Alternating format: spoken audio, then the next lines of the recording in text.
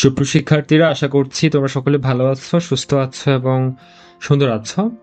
তোমরা যারা ঢাকা বিশ্ববিদ্যালয়ের বিজনেস ফ্যাকাল্টিতে পরীক্ষা দিয়েছো তাদের জন্য খুবই গুরুত্বপূর্ণ একটি নোটিশ নিয়ে তোমাদের কাছে আজকে হাজির হয়েছি। সেটি হচ্ছে, তোমরা যারা বিজনেস ফ্যাকাল্টিতে মানবিক এবং বিজ্ঞান বিভাগ থেকে পরীক্ষায় অংশগ্রহণ করেছো, তোমাদের কিন্তু একটি ভাইবার ডেট বিশ্ববিদ্যালয় প্রকাশ করেছে তাদের বিজ্ঞপ্তিতে।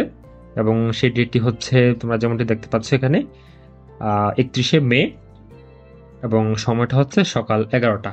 ঠিক আছে, এখন তোমাদের যাদের এখানে মেরিট বলা আছে, তোমরা ভাইবার জন্য মনোনীত হয়েছ এবং তোমাদের অবশ্যই এই নির্দিষ্ট তারিখ এবং নির্দিষ্ট সময় উপস্থিত থাকতে হবে। উপস্থিত যদি তোমরা না থাকো, তাহলে তোমাদের যেই আসন সেটাকে বিশ্ববিদ্যালয় খালি, এবং পরবর্তীতে সেখানে তারা অন্য যারা পিছনে ওয়েটিংয়ে আছে তাদেরকে ভাইভাতে কল করবে। ঠিক আছে, তার মানে তোমার সিটটি কিন্তু ক্যান্সেল হয়ে যাবে। ঠিক আছে, তাহলে অবশ্যই তোমাদেরকে 31 তারিখ সকাল 11টার মধ্যে ফ্যাকাল্টিতে উপস্থিত থাকতে হবে। এখন কথা হচ্ছে, তুমি যে ভাইভাতে আসবা, ভাইভাতে আসার সময় তুমি কি কি ডকুমেন্টস নিয়ে আসবা, এটি জানা খুবই গুরুত্বপূর্ণ। ঠিক আছে, এখন তুমি দেখা গেল যে ভাইভাতে আসলা, তুমি কোনো একটা ডকুমেন্ট হয়তো আনতে পারোনি, কোনোভাবে মিস হয়ে গিয়েছে, পরবর্তীতে কিন্তু তুমি সেটা নিয়ে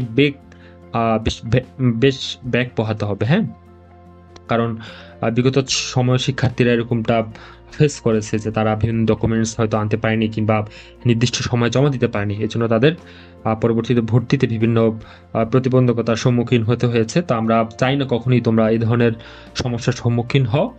তো তোমাদেরকে ভর্তি পরীক্ষার সময় যে অ্যাডমিট কার্ড তোমরা পেয়েছো, সেটা অবশ্যই তোমাদেরকে আনতে হবে। এবং তোমরা যেই প্রাথমিক আবেদন করেছো সেটি অবশ্যই তোমরা ডাউনলোড করেছো, এসএফ ফর্ম, এসএফ এখানে মেনশন করা আছে। এবং সাবজেক্ট চয়েস দিয়েছো, সাবজেক্ট চয়েস দেওয়ার যেই ফর্মটা, সেই চয়েস ফর্মটা তোমরা নিয়ে আসবে, এবং অবশ্যই সেখানে তোমাদের স্বাক্ষর থাকতে হবে, সাথে তোমাদের ফোন নাম্বার থাকতে হবে। ঠিক আছে, এবং তারপর আমরা দেখতে পাচ্ছি যে তোমাদের মাধ্যমিক এবং উচ্চ মাধ্যমিক পর্যায়ে একাডেমিক ট্রান্সক্রিপ্ট বা মার্কশিট এখানে মেনশন করা আছে, বা গ্রেড শিট, যেটাই বলি না কেন তোমাদেরকে আনতে হবে, এবং সেটা অবশ্যই মেইন কপি নিয়ে আসতে হবে। ঠিক আছে, কোনো ধরনের ফটোকপি অ্যালাউ না।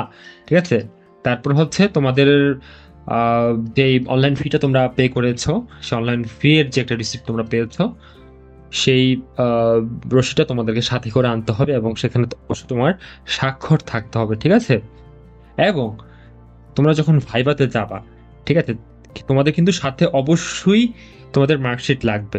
ঠিক আছে, মার্কশিট ছাড়া তোমাদের সেখানে অ্যালাউ না। ঠিক আছে, সো বি কেয়ারফুল, যে অবশ্যই তোমাদেরকে সাথে করে মার্কশিট বা গ্রেডশিট সাথে করে নিয়ে যেতে হবে। হ্যাঁ, অবশ্যই মেইন ডকুমেন্টস। এবং তোমরা আদার্স সেফটির জন্য কিংবা আদার্স পারপাসের জন্য তোমরা এগুলো ফটোকপি করে নিজেদের কাছে রেখে দিতে পারো, কয়েকটা কপি।